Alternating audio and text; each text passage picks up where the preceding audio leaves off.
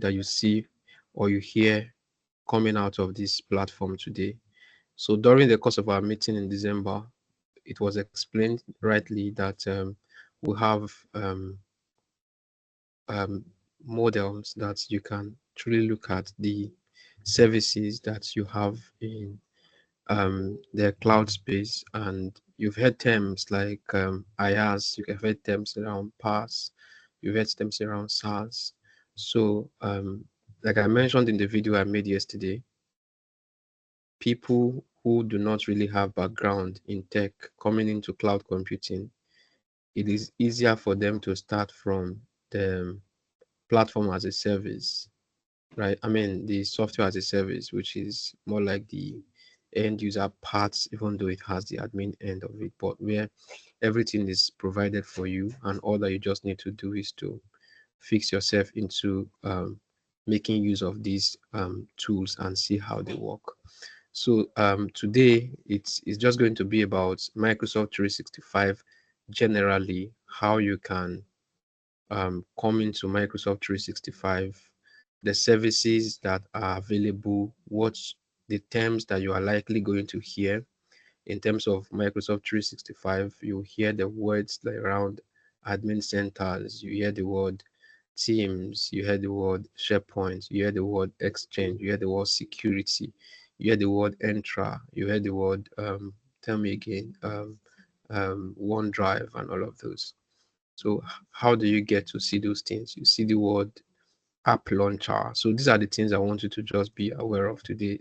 Nothing really highly technical, but something that will make you comfortable to, excuse me, to see that where you have come into is actually a field that is like very simple and straightforward. So I'm just going to the very end of this. Okay, I've not shared my screen yet, so I'm just going to share my screen now. So yeah, this is the screen I want to share. This is it. All right, so my screen is coming up, and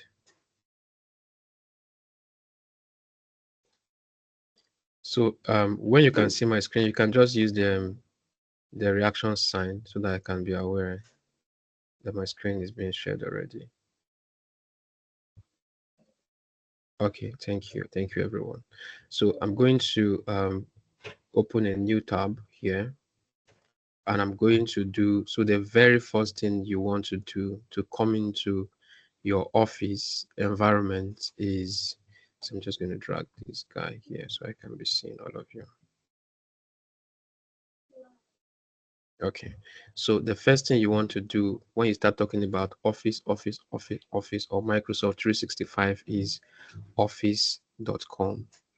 Okay, so you need to explain what office.com means. So for example, I think if I do it that way, some persons may not really understand the feel. So if you do office.com and then you hit the enter key, then what happens is you have the option to sign in. So this is saying, welcome to the Microsoft 365 Copilot app. Don't mind all these things, they are just changing recently, right? The office.com actually takes you to Office. I'm not sure why Microsoft is so happy about Copilot and it's taking up everywhere. So the Microsoft 365 Copilot app, formerly called Office, lets you create, share, and then collaborate in all in one place. Okay, in one place. Let's create, share, and then collaborate in one place with your favorite app, now including Copilot, right? So now, having typed in office.com, so the next thing you want to look at is to click on sign in. Now, talking about the sign in include you signing in with even your personal office account. You could do that, but let's not go that route. So if you click on sign in now, because it is saying sign up for free version of M365, right? So you can click on sign in, and then already you were introduced to terms like authentication, authorization, right? So this is where you input your username, and then if you type in your username, right? So I will just come here and I will do I think this is my username at I don't know if I've changed it. I think it is this one, right? Let me not stress myself. It's just this is my email address and it's also called the user principal name. If you hear the word UPN, that's what it means. So you're going to click on next, right? So at this point, it will ask me to input my password because this browser has saved my username and my password. So it's just picking them up at the moment. So the next thing I want to do is to click on sign in. And what happens is that, yes, at this point, it is sending this code to my Microsoft. Solomon, I don't expect that, man. Can you just mute yourself? Thank you. So, looking at this, you have this code going to my phone. So I'm going to match this number. I'm going to type in 65 in my Microsoft Authenticator app. So this what you have here is called the second factor authentication. This is because I'm signing into a new, an incognito browser. That's not so my account, like my real signing, was not already in this account. And it also depends on how often the admin has also set in terms of conditional access policies. When we go very detailed, you will see that this prompt is can be controlled on how often it comes. So because I've not provided that within 60 seconds, so it is coming to say that we've not heard from you. Do you want to? So if I check my browser, my sign-in logs now, I'm going to see that I have a failed sign-in because I could not provide authentication. But I'm just going to close this because I could also do same from a browser that I was already signed in. So I will just do office.com and I will just hit this. So when I hit on this, it's going to sign me in because this was already holding my email address and my password already. So what happens next is right inside of here, this is actually where you see loads of things that you want to look at. For example, you have the home page, you have the Copilot. This is very, very new. Um, you know, Copilot is the last product, I would I say last product, like the most recent product that Microsoft has introduced, and it's so big at that. So if you look at it, you also have things like pages, and then you have create, you have the OneDrive icon, you have the apps, and then you have the admin center if you're an admin, and then you have the settings here. Now, if you come to look at something, you will see like install here. That's not supposed to be your issue for now. This is when you want to use the Office applications on, some of the you want to install Office application on your PC and your account has that feature. So that's when we start talking about licensing. So if you have the required license, then you'll be able to install applications, the Office application on your PC for each account that has license that is permitted to install the desktop application. Then you are going to be able to install in up to 5 systems, which involve the desktop Word, the Excel, PowerPoint, and more. So, but if you don't have the license that gives you access to this, you will not be able to access Word, Excel, PowerPoint, but you can only do that on the web. So looking at these, there's one very, very, very important place that you need to look at, and it is the app launcher. So these dots here, there are 9. So somebody asked me, how did you know that there are 9? There are 9. I've counted them. The first 3 is 3. The first second line is 3, and the third line is 3. If you also follow vertically, horizontally, you're going to have 9. So when you start supporting people as administrators that we are training you to become, you will have the option to say, okay, user, what to do is click sign into office.com, go to the app launcher. The person will be like, where is the app launcher? You can see it is the 9 dots by the top left hand corner. So if you are an administrator, there are things that you should be able to explain like very quickly to assist people when you are helping them remotely. So for example, you want to say um some people can't describe this particular location when you are remote and you are looking at somebody's screen. You see top right hand corner, the 9 dots by the top right hand corner. Then if you talk about Maybe somewhere here is what you want to look at. I mean, the bottom right hand corner, you can talk about it. The top right hand corner, then the middle of the screen, of course, then the bottom left hand corner. That's where you find settings. So just in case you are making navigations around someone's screen that you're helping remotely. So now if you look at the app launcher here, if you click on the app launcher gives you access to all the applications that come with the package that you have.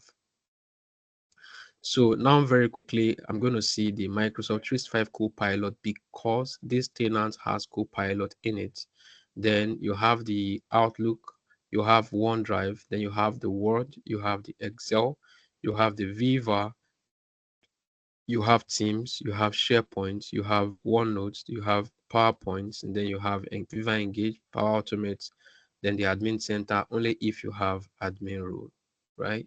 And then there are more apps. If you want to see those apps that come with the plan that you have, then you're going to click on more apps. And then what's going to happen is it will give you like the list of all the applications that are in your own subscription.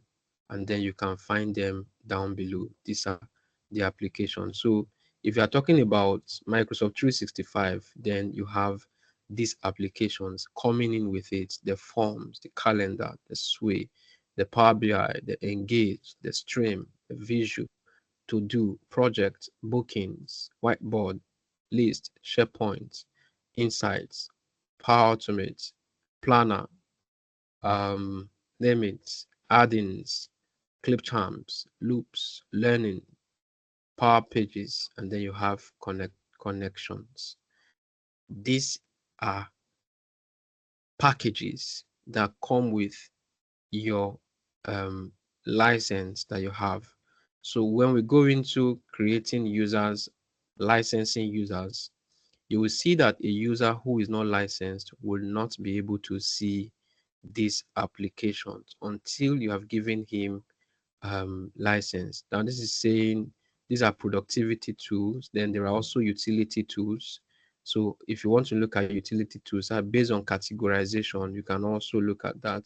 And then you can go as far as also going to education tools. So this is where you see the word like learning, like bookings, like learning, sway this. So this is when you are categorizing your application based off on what they do. So forms is actually used to create quizzes, to create exams. Like the exam we had when we met in December, it was teams that was, I mean, forms that was used in creating that. Then you also have bookings. It's also for like what's it called, creating space in somebody's calendar to say, okay, I need us to have a meeting by this time, and you look at bookings to see when the person is free. You also have planner to create plans, to organize and assign tasks, share files, and get progress updates. Then learning is for, like the name implies, is a learning application, right? So and then you have communication apps. So here you have the engage. So engage is like it's like like a social media. So it's connect with co-workers and classmates, share information, and organize around projects. So engage is more like a social media platform. Then you have the calendars are used to manage activities in your organization. Of course, as I mentioned, booking simplify how you schedule and manage appointments both inside and outside of your organization. So that is what the booking app is going to do for you.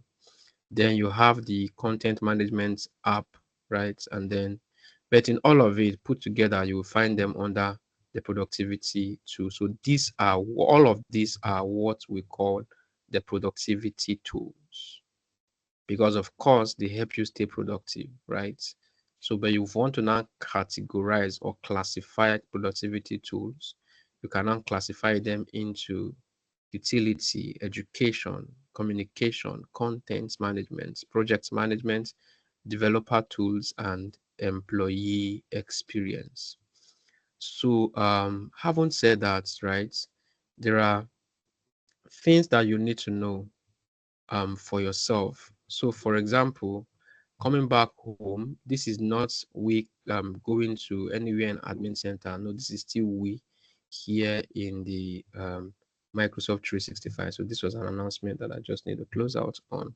And then one very important thing I want to look at here is the settings. And what's in settings? I just want to see. So if you come to settings, it's just how you want your application to look like the theme. Do you want it to be white? Do you want it blue? Do you want all this one? Then if you want to turn off, you can see that the app is in dark mode. I could also turn it to white mode. Some persons like this, right? But I don't think I like it all that. So that's why you're saying it to be dark. So just in case you see somebody is working and the interface is white, nothing special. It's just because the person decided to go to settings and then turn the turn the dark mode off, and just as you have it on WhatsApp, right? So it's just almost the same thing. So now you can also come here to change your password. So if you still remember your last password, of course, if you don't want to reach out to you don't need to reach out to your admin if you still remember like your current password. It's only when you don't have option for your password, then you do not know your current password, then an SSPR, which is something that we are going to be looking at later, is not enabled for you. It is only that time that you would have to reach out to your admin. So what I'm trying to say is that you can change your password by yourself by just going to that setting down by the bottom left hand side, right? So you need to have a way to navigate. This is the bottom left hand side, and if I click on the settings, then I'm going to have it pop up for me in this way. And there are a lot of things I would like to show us here in settings. Here under security info is where you would see that security info, these are the methods you use to sign into your account or reset your password. You are using the most advisable sign-in method where it applies. Now, if you look at this password, this is because my password is set to never expire. This is like last 5 months. I have not changed my password, right? So it's telling me like this is the history of when last my password was changed. And then I have the push notification MFA to which phone Techno CE9. So this is where the account was sent to. Let us say that this phone was stolen and I want to quickly remove this MFA. I can just come here and delete the device, right? And then if, for example, my account was compromised and I want to sign out of everywhere that my account was signed into as an end user, I can come here and then I will click on sign out everywhere. So what this means is that if you are signing on the phone, you are signed in on any machine, on your iPad, on your um your computer, and then the account was compromised by a hacker somewhere, you can decide to sign out everywhere, and this takes about 15 minutes to get you signed out of everywhere that you are signed into. So you just see that you were signed in and suddenly it will just come and say, hey, you're signed out. So sign back in. And if you have changed your password, then the person can no longer sign into your account. So this is where you can change your password by you're coming through settings. So if I come up to this overview now, so for overview, I'm going to have a lot of info about my accounts. So the account that I'm signed in, and everyone has access to this for himself, honestly. So if you start working in an organization, you would see that now this is the email address that is for my signing, and then this is my phone number, and then um if I want to edit, of course, I can go ahead. The sign out everywhere is still here. So here is the security info. Keep your verification method and security info up to date. So if there are devices and then one device was lost, I can decide to, if I'm signed into multiple devices, I'm going to, so I was not supposed to jump here because I'm in overview, but because I signed at this thing, it's jumping to this place. So what this is saying is that I have a desktop called desktop-1PLL22C. Is a Windows device, and I've signed in there and it's still active. And then I have AZ104 virtual machine where it is window and I've signed in and the machine is inactive. So if I want to carry out further action on this, I could just go to see, even if the device was stolen, I can decide to come and say disable lost device, and then it will just disable it. So this device was inactive the last 4 months. So device object ID is another point, right? So for example, you know that I am, perhaps it's this machine or my other machine that I'm signed in, and it's saying that on that machine I have my account signed into this machine. So as I keep signing in to different gadgets, if I sign into phone to tell me that it is either iOS or Android, if I sign into Mac to also tell me the type of machine I'm signed into. So I was just in overview, and from overview I was able to get down to that place. What about security settings? Then my sign in. So review my activity. So I can also just sit down as an end user and decide to say, okay, I want to even see where am I signing in? What are the IPs? Are they signing into my account from any other place apart from Nigeria? So this is, and what medium are they signing me in? So for example, you can see that all of these signings are in Nigeria, and these sign-ins are today and they are happening in Lagos. So I'll be so surprised if I see that somebody is signing into my account from the United States, but it can also read the United States if I am using a VPN. But so far, I think this signing that is showing me this, okay, it's yesterday, still Nigeria. I couldn't capture the complete location, but everything that you're seeing here is showing that I'm signed into Nigeria. I'm not doing anything like it's admin. This is just end user. So as an end user, if you are very much security aware, you can check to see how your signings are going. So because I work a lot with this account, you can see that on Wednesday I have like a couple of signings, and then I think this tracks it for 30 days, right? And as I'm having a lot of activities, can be showing where I'm signed in. Is it successful? What is the location where the signing was done? And then just for these very ones up here, you will see that at 4:27:35, which was about the time we started this class. I mean, this should be the signing that we are now, and it's saying that I was signed into my accounts in a Windows 10 machine, and I used a Chrome browser, and then the IP address with which I was signing is this, and then the app I used, Microsoft Control V2, and then this is the account that was signing. So look for familiar signing, secure account. So what is here? Unfamiliar signing, right? Unfamiliar signing is, if you look at all these signings I'm signing in, I've been in Nigeria. Now suddenly you just see that here around 4:27, I was signing in Nigeria, and then the next minute or the next hour I see somebody signing into this account in Australia. Australia is like in the other part of this whole world. There is no technology that would have taken me to that place just within this split of seconds. So what I'm trying to say, let's not make it complex. I'm just trying to say that this is where you would see your sign-in activity. So how did you get here? You clicked into settings, and then you came down to this place and you are trying to evaluate your settings. So this one is telling you excuse me, what applications you are signing, is saying call, like that, right? So let's not stress this too much. So these are just going to talk about signing, and password is what you want to change your password, and organizations are just in case another organization had invited you as guest in their environment. Then this is where you are going to see like other organization you collaborate with. So this would be like, so you can be working and then you are a vendor to different companies. So this is where you will see those companies where you were invited to. So, and if you have an organization that you're no longer collaborating with, you would see it here. You will see option to leave, leave, leave, leave.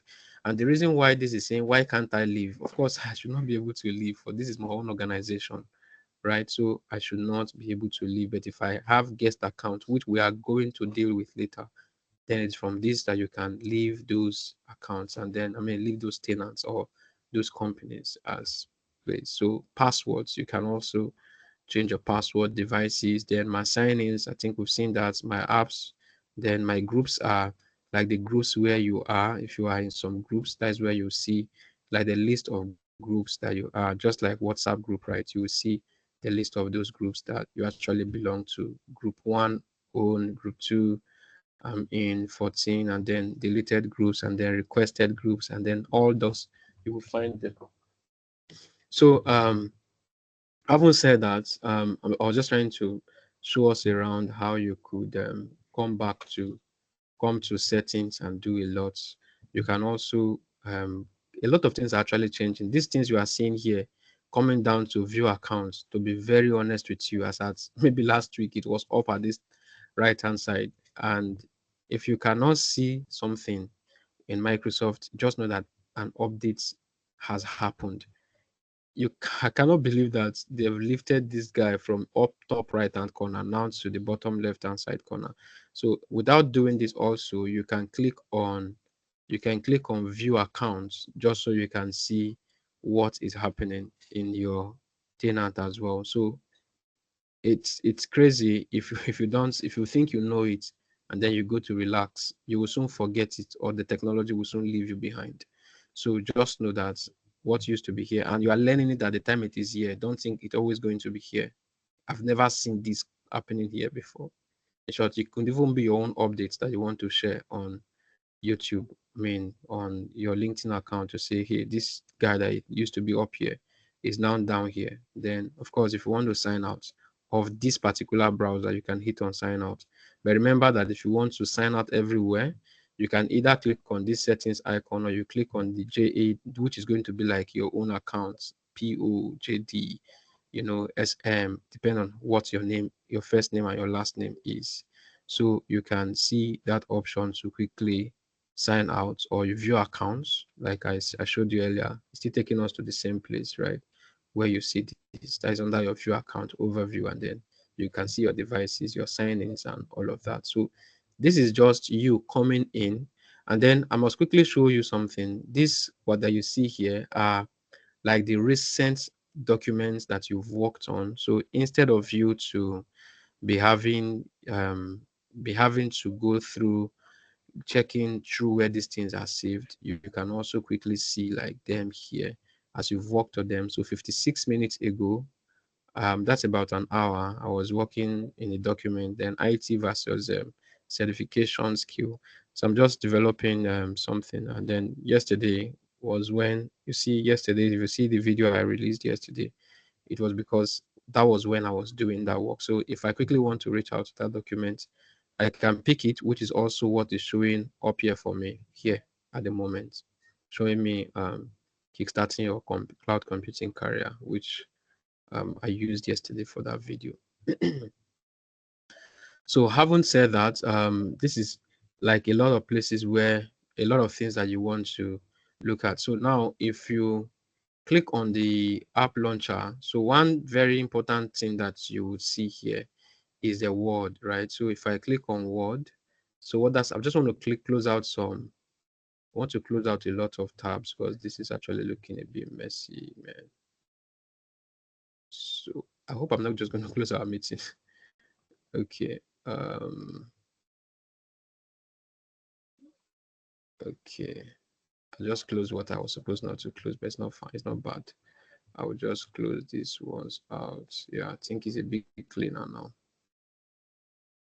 Okay, so that's that. So I'll just see again, I can click on this app launcher here, quite same, but I want to do office.com just so we start from where we started from. So if you type office.com, and virtually okay, I would say most organizations use the Microsoft applications, and it is important that you take note of what we are doing here, just so you are comfortable when you start working somewhere.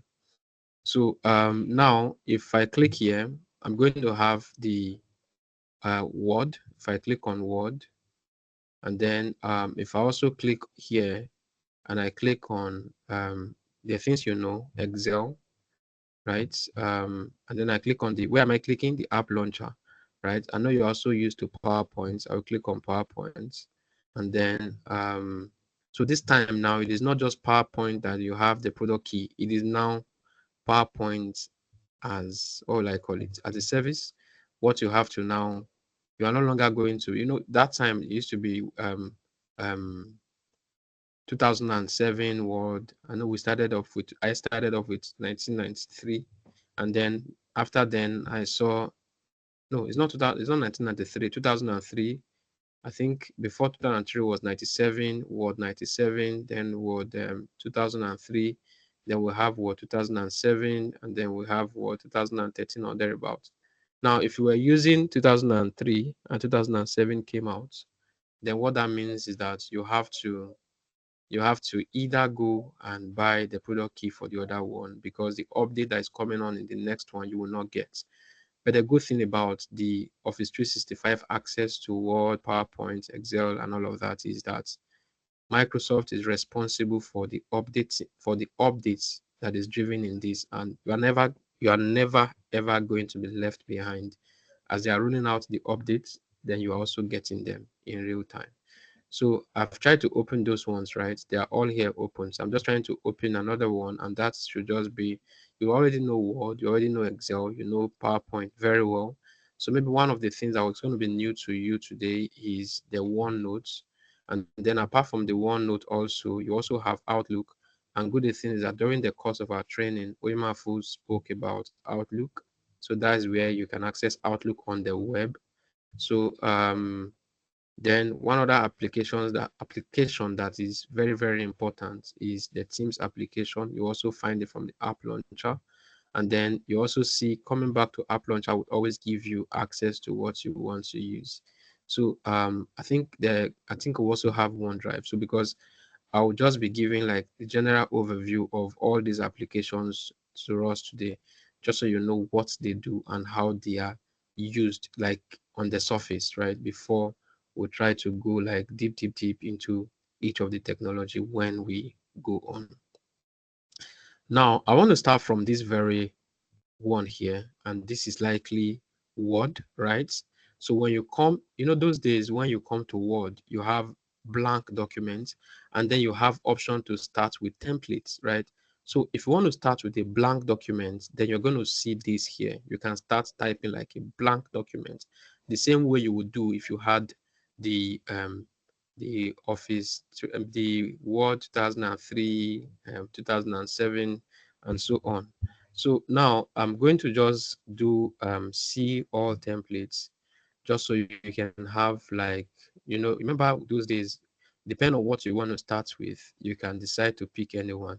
So if you are doing like a CV, and then you want to do a CV for a UI UX designer, then you can use this one. If you are doing resume for internal company transfer, or resume cover letter for some, you can pick these templates, right? And they are very, now the good thing about this is, as Microsoft is updating the templates, you don't need to trouble yourself. They will just keep coming through for you, and you always have those templates, showing up for you, and you have a lot of them, right? That speaks to like the different things that you want to do. You can, so without you having like a design background, you can actually pick very nice templates here, and you can use depending on what you want to do. Party invitation, you also have this one, so you can pick them. They become placeholders for you to use what you want to use, and you can just, so for those of us that are writing books, I think I just discovered that you can also come here to pick like very nice cover page, um, that would form like a part of your book. Well, I've not gotten here myself before. I think they are nice. The ones that are capturing my attention are not having like very nice colors. But so if you look at them, you will be seeing word. You see customized word. You see customized word. So or what's it that written there? Customized in Word rather. So these are templates, and they are numerous, right? You can, and I think they are still counting. When I'm scrolling down, they are still going. So it just keep going, right? So let's not take much time to look at the aesthetics. I just want us to pick maybe one that looks nice and see if we can change the color.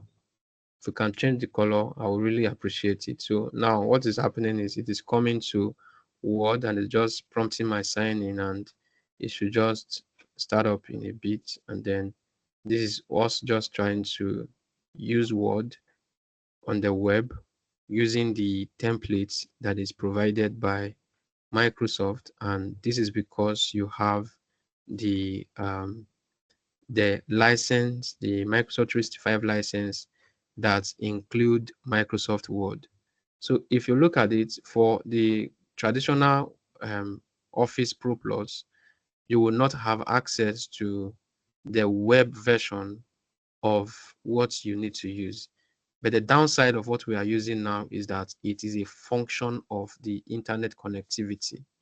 So here is the template trying to load. One thing that is just piquing my interest here in the template is if I can change the the color. I think this color is looking too sharp for a lot of things. So if I click on here, if I cannot really change, so what is happening here is these ones are placeholders, right? So if you want to type on it, like we can say, okay, we can say pillars concepts, so, and then I say 2024 5, then training. So if that's too long, I can decide to 2025 class, right? So if I also come here, I can say big one. So it just depend on what I'm trying to say is just now we can also change all these ones to like, but one thing I'm so concerned about is the color, right? And so that's just it. You could use templates, right, to do what you want to do. So that is picking template from. So you can also just click on review. So, but then in Word, if you are just going to if you are just going to do like a blank document, the same way you had it. So the good thing about this is if you are using the Word on the web, then it's going to be auto saving for you. So if I start typing, I want you to be taking note of something up here, just up here. You see a sync that is happening there. So you see it's saving, right? So if I add again, you see that it is processing, and then what will happen is it's just going to save. You can see saved, right? So at this point, if I close out these documents, then the is ever going to get saved to my OneDrive. You can also see here, I'm going to show you what OneDrive is. So the way it is looking now, if you want to rename this document to say yes, so you just click on that. You see it was Pillars Concept Intro or TMCC Training Intro, TMCC Virtual Training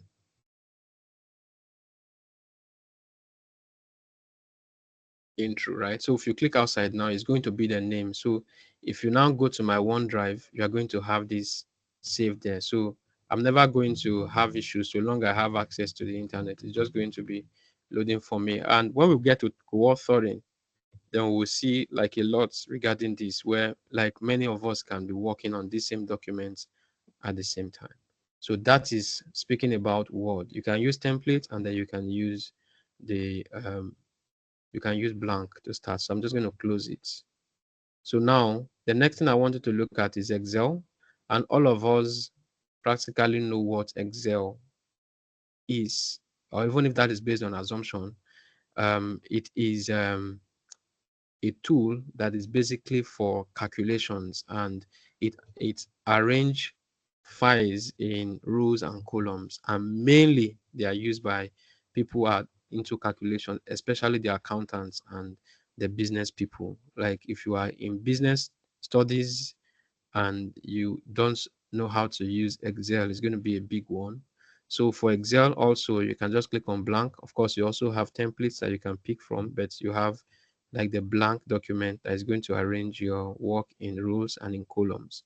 So if somebody now asks you, there is Word, there is Excel, there's PowerPoint in Microsoft 365, is it the same thing as Office Professional Plus, which is what you used to have in Windows, Office 2013, Office 20? No, it is not, because this one at least has, you can use this to distinguish that it has a web-based version and also has the desktop version, depending on the license commitments you have. When we get to license, please, we will explain how you can possibly have the desktop application. But for now, let's just stick to it and use this to distinguish that the Office 365 is an added advantage because it gives you access to office features on the web. So this is your Excel, just the same way you would do your Excel. You would do your Excel of 1, 2, and then you go to the next tab, and then you have, and you do your normal calculation of add my.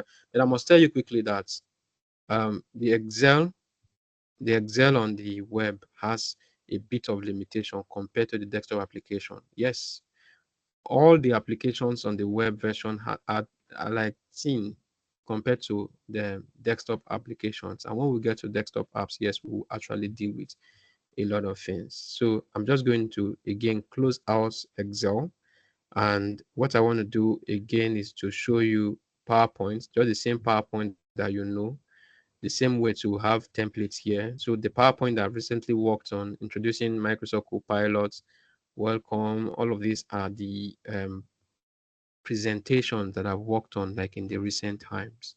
While if I also scroll down again, you will see like the work I'm doing on PowerPoint in like the very recent time.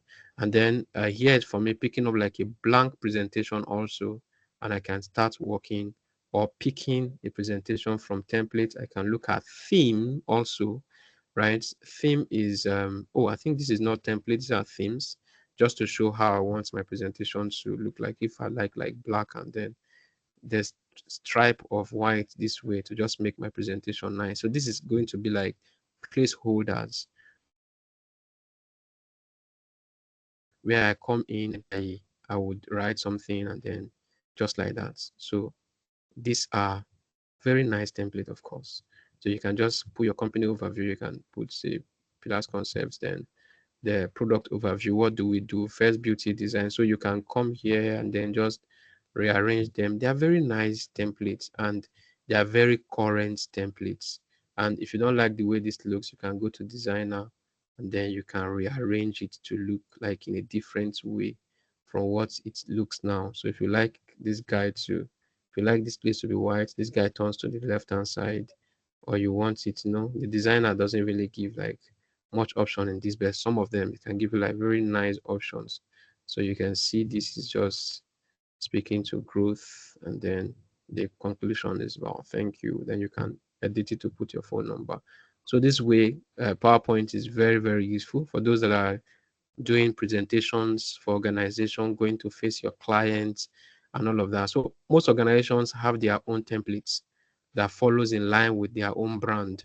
So if the brand is blue most time, then their presentation template is just going to be in blue. And then it can be available in PowerPoint for people who want to create presentation to quickly pick it up and then use it. I think the one we just picked was the minimalist. What's this? Minimalist sales pitch. So minimalist, all of that. So if it speaks well to you, so you can also extend it. I mean, to look at more other templates that you have that speaks to PowerPoints. Then you can look at it. This is looking very nice presentation, and it's looking like a collaboration something. So you can also look at like more about them. So that's for PowerPoint, and that's for Word, and that's for Excel. Then for OneNote, that's maybe a bit new to some of us here. For OneNote is like a place where it's like book. OneNote is like book. So for example, I have I'm in OneNote here. So if I click on this, so it's going to ask me what's the book. I want to call it TMCC. So this is the book, right? Then in a book, then there are pages. So some persons don't even have books, like physical books that they take to the office. Why was that not created? I think it's okay. Allow pop-up to, what's that? What's blocking it? Always pop-up, manage, continue blocking. What are you blocking? Done.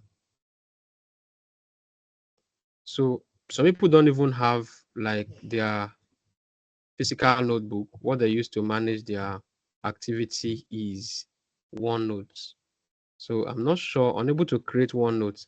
So of course, these are the issues that you will have to face as a technical person when you start working with the M365 space. A user may just raise this ticket to you and say, we're unable to create OneNote at this time. Please try again later. And it keeps getting this, keeps getting this. then there is an issue. So when they bring it to you, you start looking at, is there anything like a service incident? Are there issues that you need to address? Are there, this is why the work is interesting, and that's why people like you are needed. There's a problem now, but I think we don't have the time to start troubleshooting this, so we'll just leave it.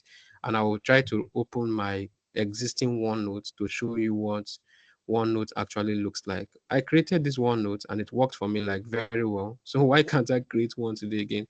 Of course, it's the reason why we are here. So OneNote is a book, is a notebook, and then inside that notebook you can create sessions, and then inside the sessions that you can create pages. So what I'm trying to say is, look at OneNote as a book. Look at what's it called? Sessions as chapters. Then look at pages as pages. So for example, this OneNote now, if I come here and I want to add like a new chapter, so hopefully I'm able to do that. I will say TMCC, and then, okay, I think I have this up. I can say TMCC. So what is going to happen is inside ABC of Cloud Notebook, I am having, okay, let me not say TMCC too much. I can say I have introduction. So all the classes that we are going to have that speaks to introduction are just going to be inside of this place, introduction. So what's going to happen is that, so inside this introduction, right, I'm right inside of introduction now. Now, the first page in introduction, let's say we are being taught Azure. We are being taught Azure. And then inside Azure, we were now taught like a lot of things, like random things here, right? So, but right inside that introduction, we have Azure and we also have M365. So I'm just going to call this one M365. So inside M365, I also have things that were taught. So say this and say this, say this, and then I was introduced to something. Then inside that introduction also, I was also introduced to maybe PowerShell. Let's just say PowerShell, and then this, and then this. So what is happening here is that this one, for example, I've not titled this. So, and I can also even delete it, delete this session. So if I delete permanently, that one is gone. So what is happening here is that I've come into my ABC of Cloud Notes, and then under introduction, we learned Azure, we learned M365, and then we learned PowerShell, right? If we also continue from other topics, I can also be including them here. Let's say Windows servers.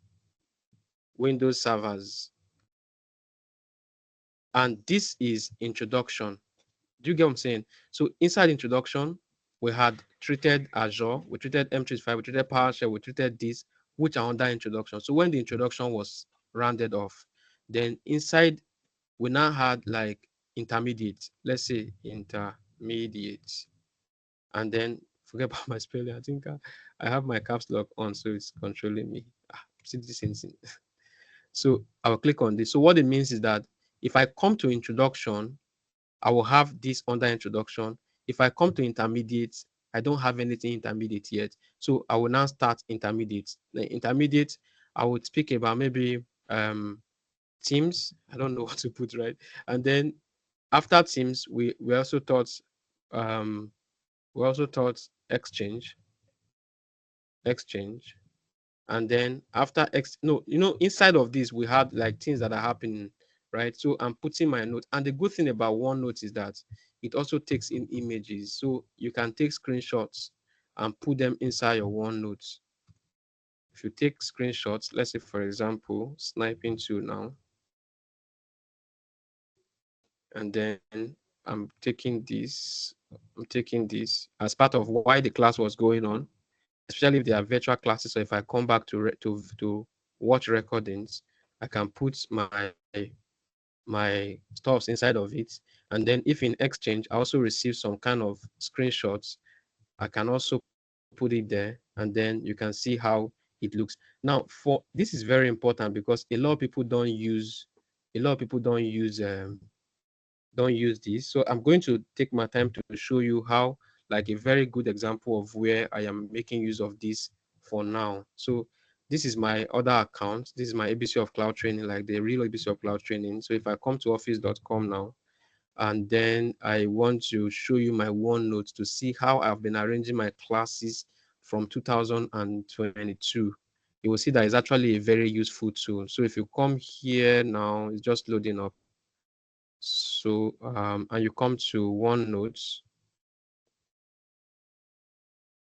So even though it's not like the perfect of something I've done, but it's something that maybe you want to adopt because it is part of the packages and a lot of persons don't use it. Look at this classes link. I'm not sure how correct that English is, but it speaks to me and I understand what I wrote down there. And the good thing is that you can even, share your OneNote with someone, and then the person can help you collaborate on it if you like somebody to add something to it. Now, what is happening here is that this ABC of Cloud, and then 2023 training, all these are pages that I've added to it. So if, for example, I'm looking for a training that is on FISMO rule, I can just come and click on FISMO. And then what happens is that these are like my jottings on FISMO rule, right? You can see that I'm adding diagrams to it. And the good thing is about this is that I can even access this with my phone, and it's in the cloud. So anywhere I go, my OneNote will always follow me. You can see that I have like the step by step on what was done there. So if I want to, so when I was prepping for AZ1 104, I also have like AZ1 over prep classes here, and I was able to copy some things, paste them there, just put some headers and see how I can do it, like a lot of things for myself. You can even highlight what you have here by using this to highlight it, just so it can be pointing, like speaking to your attention each time you want to do something. So once you do, you can just click on this and then it highlights it for you. So it's a very nice tool. We can actually explore a lot. So if I come back to this place, you will see that if I want to go to like Bastion as a topic, I can always come here, and all the images are here. You can see these were classes when they were going on. I took screenshot. Like I was just mentioning to you that if you are going in a virtual class, you can actually quickly take screenshot and drop it or dump it to your OneNote. You can see that this one's it has been since 2024 Q1, and I can go back to them and still reference them even till today. Now, this is 2023 Q2. If I come to 2023 Q2, these are like meeting recordings, and I'm keeping the links here. Just if I want to go and study MFA and conditional access, once I click on this link, then it's taking me straight away to that training, and that training was probably done on 2023 January 25th. So you can see the date in the link, but it's always going to be here because I have decided to keep it under 2023. If I come under 2024, then I should have something. So you can actually arrange your work. You can see 2024 trainings, the links to the recordings there. So the way I did this was day of the training, the topic that was covered, intro to networking part one, the link to the recording, and then the notable link slash key points. So if you come to this place, you can see that notable link is speaking to greeks.org, network devices, repeat loop, boots, signals, and all of those, because I am using OneNote. So OneNote is practically a productivity tool, right, that you can use to save your items. And now what you save on your OneNotes are going to be saved to your OneDrive. Hello. What you save to your OneNotes is going to get saved to your OneDrive, because OneNote does not have its own storage, but whatever you have in OneNote is being saved to your OneDrive storage. And for every user's account that is created and has the Microsoft 365 license, it's going to have tell me this again, 1 terabyte storage space in the cloud. So you have like a lot to save your document. So that is OneNote. So if somebody asks you what is OneNote, please, that is what OneNote is. At least you have an idea of what OneNote can do for you. So that is OneNote. And I want to leave this. Of course, I want to close that out because we have looked at OneNote already. So if somebody is saying, hey, OneNote, OneDrive. So what is OneDrive? That's the next thing we want to look at. What is OneDrive? OneDrive is the center of it all, where files that are for individual are going to be saved to.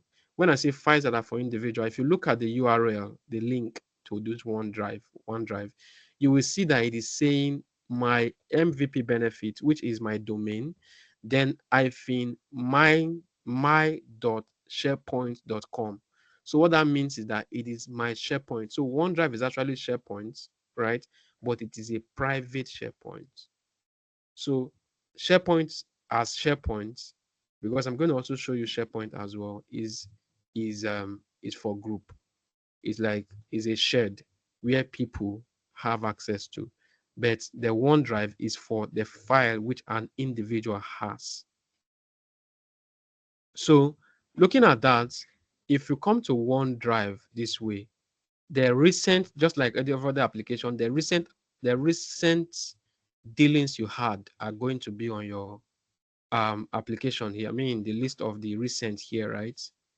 Which is all. So if you want to look at like the very recent Word documents you worked on, of course, you can also filter and everything is going to be on Word. And then if you want to look at PowerPoint that you've worked on like in very recent times, then everything that comes out is going to be PowerPoint. Then if you're going to be Excel, then it's going to be Excel all through. Then if it's PDFs files that will have there, then of course it's going to be PDF. And then if you have other applications there, maybe Loop, Power BI, whiteboard, and then videos if you have videos at all. So you can see that these are recordings that were done. So because I was the one that recorded the videos from Teams, and then these recordings are going to be because I was the one that scheduled the meeting and I scheduled it as an individual, then it just came here. Then this is the meeting that we'll have during the TMCC. This is in your last class. This is TMCC day 3, which Solomon Boro took, and then this is Oyimafu Emmanuel's what's it called, Outlook class. And then this is the TMCC day 2, which I took, Joseph took. Then Paul Ogburiafo took this, and then just as we were having those trainings, so they are being saved to my OneDrive. I think that one is a very simple example for you to know that this is your storage space. All these things are saved there. This is when I was talking about CV crafting, remember, at the training. So this is where it is going to get saved. OneDrive, then OneNote. So these are the terms that you need to get used to. What is the difference between OneDrive and OneNote? So the guys that are going to be handling the Paul, I will keep you in charge of that, to be doing like short quiz, and let's be seeing the results on the group. The group cannot be silent, so please engage in it. You can ask the difference between OneDrive, OneNote, SharePoint, OneDrive. Then you can just come up with little tips that can always keep us informed, and let there be games like in the group regarding what we are learning just before the next week. So this is just you coming to OneDrive and then you are at home. Now, if you look at that, you also have, so one of the primary places that you want to come into is my files. So when a user is having issue and then you come in on to say you want to help, or you want to support. So you would always come here. If there are files that they have touched recently, then you will see them listed here. Like somebody can see, I can no longer find the particular file. So you come to my file. So if you come to my file, there are some default folders, and these default folders are, you see these meetings. Forget about the apps first. These meetings is where the recordings, excuse me, something just changed again. Meetings, I don't know what's the meetings, honestly, because I could see this is meeting loop. To be honest, I have not seen that. I've not taken note of this particular folder before on OneDrive. I've seen apps, but one of the commonest things I want to show you is the recording. So if you click on recordings, the same thing that we saw that time, you will now see all of them. But it will now extend more because all the files no longer recent now. You can see like files from January 9th and then down to December and so on, right? So if you look at this is the meetings with people that we had when we came back. Basically, you can look at these, all these ones that we had. So when we are planning for the TMCC training, we can look at TMCC, Technical Cloud Computing Project discussions, and this was probably in October, and then exchange training. Then if you look at this, Akoko Edu Collab Technology, initial call. You can see it was in October. So everything is going to be here, unlike what you have on the other side. So if you want to share also, you can share with people by just clicking on this share, and then we will talk about all those later. I just wanted to have like a general summary of what these applications, or no, these workloads are doing for us. So coming back to my files, I see recording. So once you sync this to the client, you would always have the desktop and the desktop documents and pictures folder also here. So, but apart from this, you can also upload files from, if you come to add file, you can also upload folders, you can upload files, and then you can create new folder. And then maybe you want to create a folder for TMCC projects 2025. You can say TMCC 2025. Then you can choose the color. Maybe you just want it to be maybe this color. So what happens is that, so that anything that has to do with 2025 TMCC, you are going to be uploading it here. So if you have anything, you can download them. If you want to upload them, you can come here, and then you can upload files from your gadgets to this place, so that those files are ever going to be saved in the cloud. So OneDrive is a storage space for applications. So that said, so we've done with Word, we've done with Excel, we've done with PowerPoint, then we've done with OneNote, and then we are now in OneDrive, and then we are rounding off with the intro to OneDrive at this time. And then the next thing that I want to look at is the Teams. So with the Teams, right now we are having a call, and you are probably sitting, some of us here in Benin, some of us are in Abuja, some of us are in Lagos, and yet we're having this call seamlessly. You can even see me on the screen. Yes, because we have Teams. So when I was coming into the M365 space, I had the privilege to work on Microsoft Teams for maybe around 2 years. And I truly see that there is a lot that is going on in Microsoft Teams, right? So, but the definition of Microsoft Teams is a collaboration hub, right? So we are having this meeting now. It is forming a chat. Somebody is chatting in that. Somebody is trying to type something. That is Solomon trying to type something, and I can see that he's trying to type. And the meeting that we're having is currently ongoing, and yet we can chat. We can turn this meeting chat to become what's it called, a chat group or a group chat. So the point is that here that we have a lot that is happening, but Teams itself does not have the option for saving the documents. So it also leverages on your OneDrive and your SharePoint. So just to quickly mention, if you have files that are private to you, they are going to be saved to your OneDrive. But if you have files, say for example, if I'm going to upload a file here in this meeting chat, then the file is going to be saved on my OneDrive, and I'm going to give permission to people. Forget about the complexities. Teams does not have storage. OneNote does not have storage, but excuse me, sorry about that. The leverage on the storage prepared by OneDrive, right? To have their files saved. So if you also come to Teams, you have option for chats, you have option for Teams. Sometimes this becomes confusing. Teams, and then in Teams, you have Teams. Yes, Teams is an application, is a solution, I would say. And then Teams also, in Teams, you can create team. What it means is that you have team, yes, and then inside of team, you have people who are working together as team. So this one is people who are working together as team, and then the teams is the teams as application. So it is different from teams as in teams, right? Teams as an application and teams as people. that are working together. Okay, so in Teams, you have option for chats. Remember, OneNote is not for chatting. Remember, OneDrive is not for chatting. It's not for calling. But in Teams, you have option for calling, and then you have option for chats. And then straight away, you have your OneDrive here that you can upload your applications to. Now, having said that, if you look at up here, you have notifications. That is when you come into Teams in the first time. You come here, you see notifications, and this is what tells you what activities are going on that your attention needed to look at.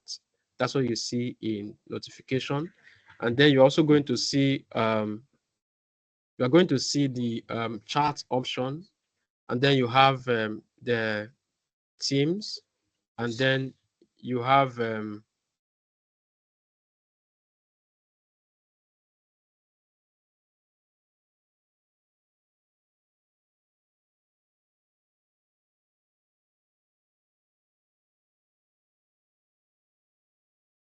all right, so you have the Teams application here, and down below you have the calendar. Calendar, of course, is just to show you your level of engagement. Like the meeting that is ongoing is TMCC 2025 series, and that's what we have ongoing at the moment.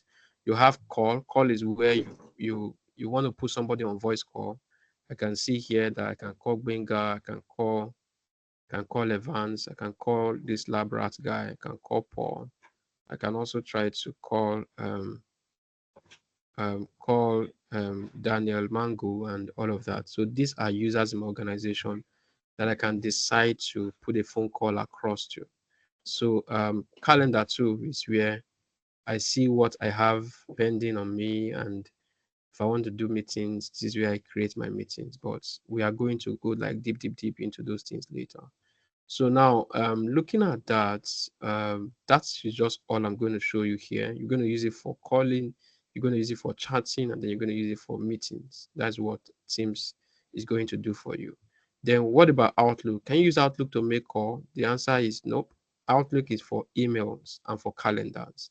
So you use Outlook basically generally for receiving emails and then for sending out emails. So it must not necessarily be um, Microsoft Mail. I mean, you could even add, if you have the desktop app, you could even add your Gmail, and your mails will be routing towards your Outlook. So is a client. What I mean is that it's for the end user to pick up emails that are being sent to him. So here you have the inbox, which is going to show the mails that you've received, the sent items, which is going to show the mails you've sent, your draft, just as your draft, where you save things that you have not sent, right? So emails that you're composing that you eventually did not send are going to get saved in your draft by default, right? So you also have deleted items. So this is the mails you've deleted will be here for some time and then waiting for you to recycle them or to recover them. Um, so that's how it is. You don't just delete and it goes into recycle bin, but you can even come here and also now delete it. And when you want to do that, I say you do not want to. Do you want to permanently delete the selected conversation? If you click on OK, that mail is gone and it's going to recoverable folder or recoverable items. Don't bother about that. When we get there, we'll do it. So the same thing, you have folders, you have the inbox folder, which is the same thing as this. Then you have the draft folder, which is the same thing as this. And if you want to add folders again to your Outlook, you can even create new folders and then you can add shared mailboxes. This we are going to be addressing as we get into like the real deal of the Microsoft 365 space. But today, I'm just trying to walk you through how and what you can possibly have access to in Microsoft 365. Then you have the sent item, which is same thing as this one. Then you have the snoozed, and then you have deleted items. You have junks. Junks is for emails that are looking malicious, like campaign emails from organizations. Like this one now is marketing mail. So Microsoft flagged it as fictitious, and that's why it is thrown here. So most of the marketing emails are thrown to junk. I think in Google you have that as I can't remember what term is there, But if it is hyper that you cannot, like the mail is highly suspicious, then it's going to be quarantined and you'll not even have it in your junk folders. But all of those we are going to deal with when we go on. So you also have like the archived mail. So if you archive some mails, so mails that you don't really, that are long ago, and then you want them, you don't reference them always, but you still do not want to delete them, you can archive them. So that's what archive is all about. So you can archive your emails, and then when we talk about conversational history, then all of those, then the groups that you are also, you can also see them from Outlook, that I am in EDMS 2, I am in test team migration, I'm in migration site. These are the groups that I am, which I we will show you also when we get to teams and group creation. But this is how Outlook looks, and this is where you actually retrieve and then you deal a lot with your emails. And then right inside of Outlook, you also have calendar, just as you had in Teams. You can see that you have the Outlook calendar that shows the meetings that you have. And then from here also, you can create a meeting. And then I must tell you very quickly that the calendar you have in Teams is actually the Outlook calendar, because the calendar in Teams is provisioned by the Exchange license, which gives rise to the Outlook. Don't bother about that, but just know that just as your files on Teams are saved to your OneDrive, right? Outlook also is the owner of the calendar that appears in Teams.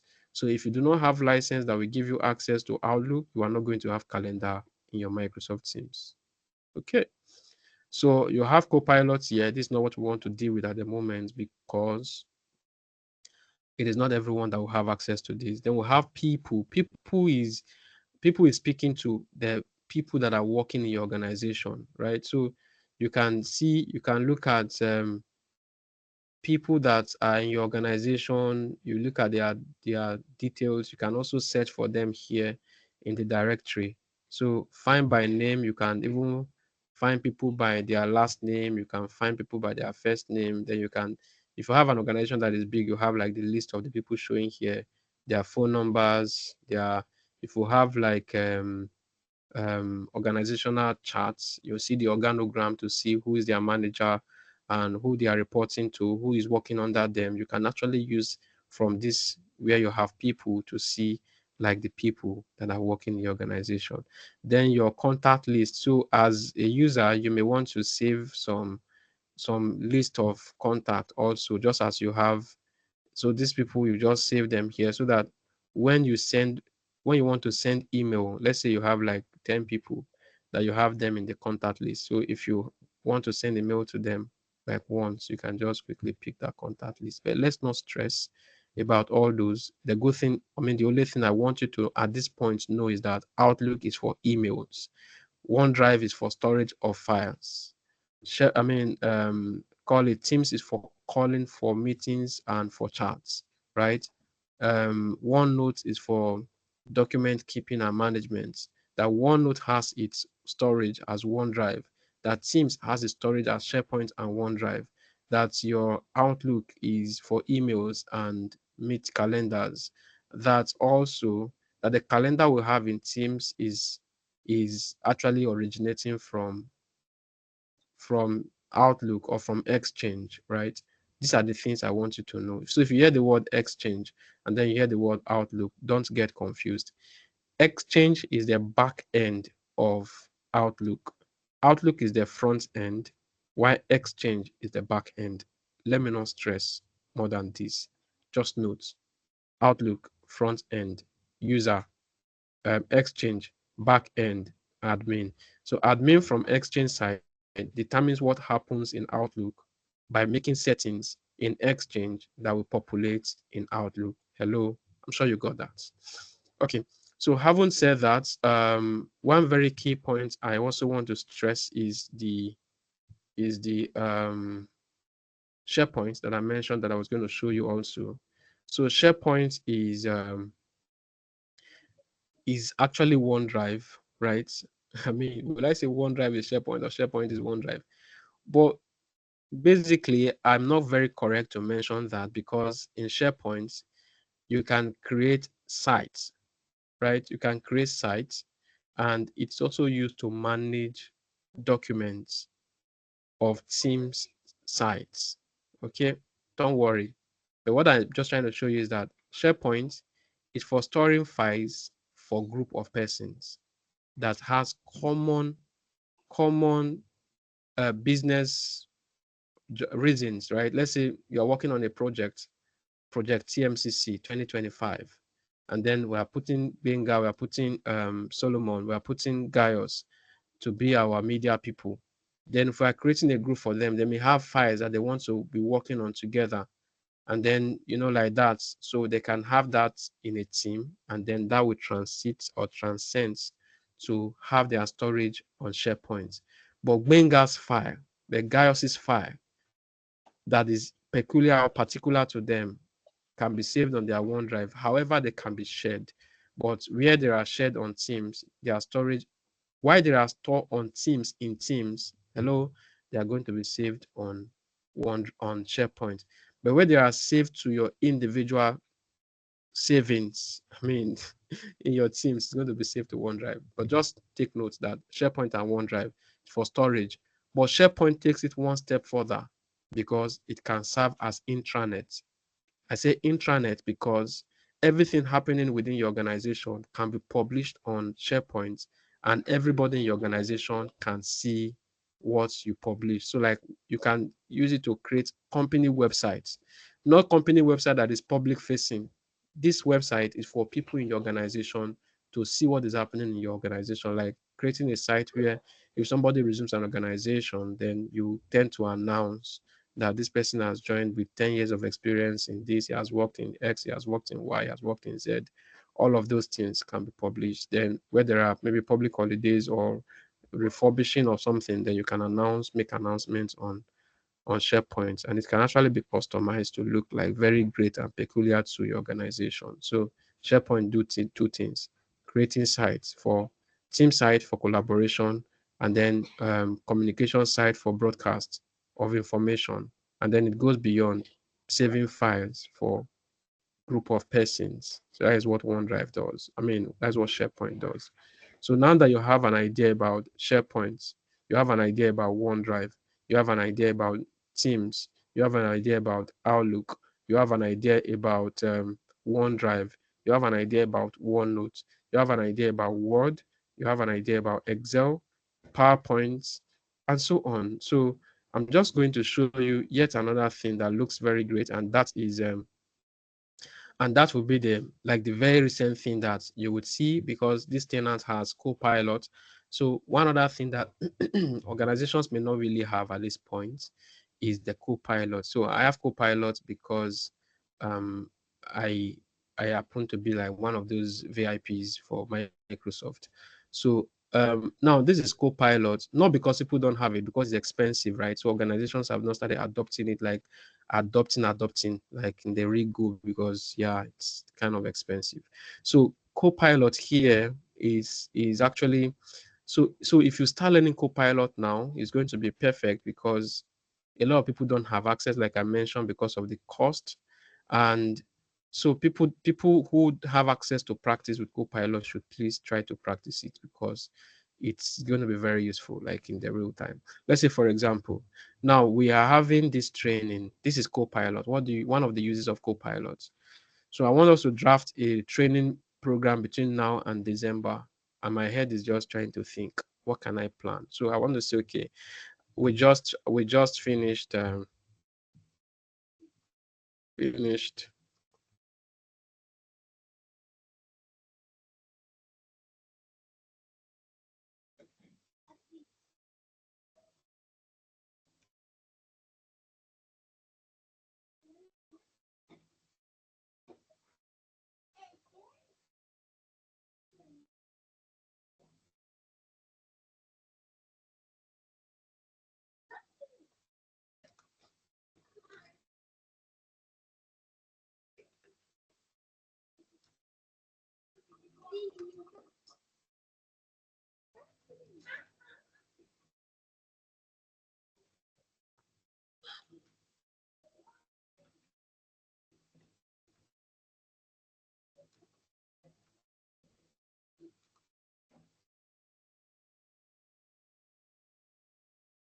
Okay, so I was just saying that we just finished a training where we introduced new graduates to cloud computing training, and want to organize a year-long training on Microsoft 365 and Azure.